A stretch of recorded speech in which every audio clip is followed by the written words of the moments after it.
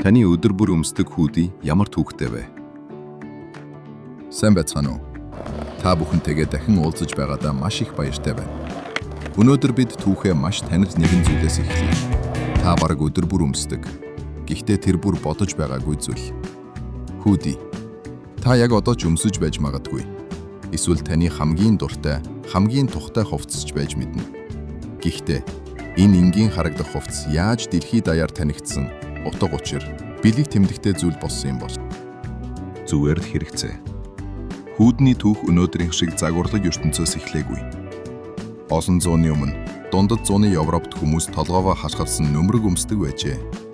Эдгээрийг ламнар, ажилчид, тариачид өмсдөг байсан бөгөөд ол зорилго нь маш энгийн, хүйтнээс хамгаалах, салхи бороонд норохгүй байх, заримдаа бүр өөрийгөө нууцлах. Өөрөөр хэлбэл хүүдний хамгийн анхны хувилбар загвар биш. Зүгээр л амьдрах хэрэгцээнээс үүссэн байжээ. Ажилчдын хувцас. Бидний мэдэх хүүдий ажилчдын хувцас байсан гэж үү? Цаг хугацаа үргэлжилж 1930-аад онтой золгов. Америкийн Champion компани өнөөдөр бидний мэдэх хүүдний их хувилбарыг бүтээжээ. Гэхдээ тэд үүнийг загварын тайзанд зориулж хийгээгүй байж. Нью-Йоркийн хүйтэн агуулах, зойронд ажилдаг ажилчдад дулаан, эвтэйхэн хувцас хэрэгтэй байсан.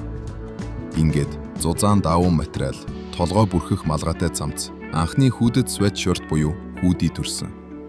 Тэр үед энэ ажлын хувцас нэг өдөр дэлхийд даяарх соёлын бэлэг тэмдэг болно гэж хэн ч бодоогүй байх. Залуусын ертөнцид хүл тавих.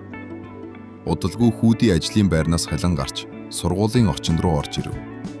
Коллежийн тамирчид, сагсан бөмбөг, Америк хөл бөмбөгийн багууд хүүдийг өмсөж эхэлсэн.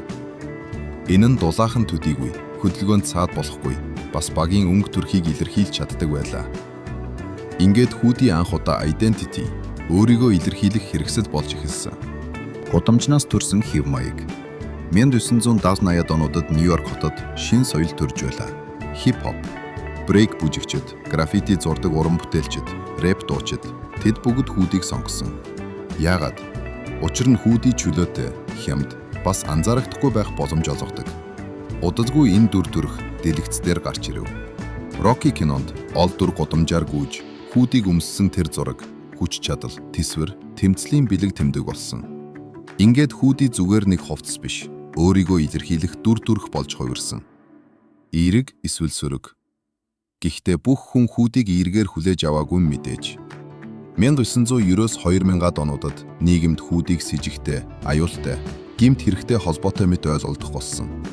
Нүрээ хашгилж болно гэдг нь зарим хүмүүст айдас төрүүлж байв. Ингээд хэдий нэг хувцасч хоёр өөр утгатай болсон. Нэг талд нь буюу залуус дунд өөрийгөө илэрхийлэх хэрэгчлөө, нийгмийн нөгөө талд нь аюул, айдас. Хүүдий, энгийн хувцас уу, бэлэг тэмдэг үү? 2012 онд Тревон Мартин нэртэй залуугийн хэрэг олон нийтийг цочраасан. Тэр үед хүүдий зүгээр нэг хувцас байхаа болж, шударга ёсны бэлэг тэмдэг болсон юм. Хүмүүс хүүдий өмсөн эсэргүүцэл илэрхийлж, энэ бол гэмт хэрэг биш, энэ бол хүн гэж хэлж байлаа. Хувцас ингэж сэтгэл хөдлөл, нийгмийн дуу хоолой болж чаддаг. Загварын ертөнцид нэвтрэх нь цаг хугацаа өнгөрөхөд хүүдий дахин шин дүр төрхтэй болсон.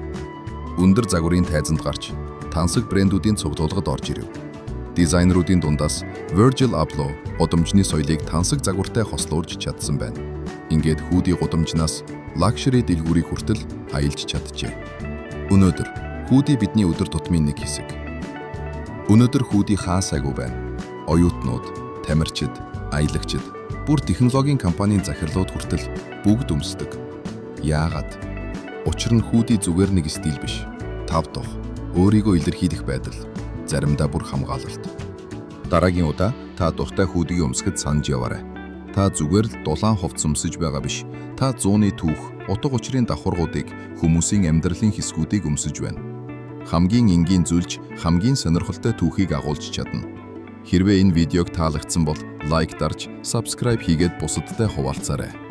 Мөн сэтгэлээр бидэнд хэлээрэй. Дараагийн удаа ямар танилж сонирхолтой зүйлсийг судлах вэ? Мөн манай нээлт судалгааны аялалдаа дараа уулзъя.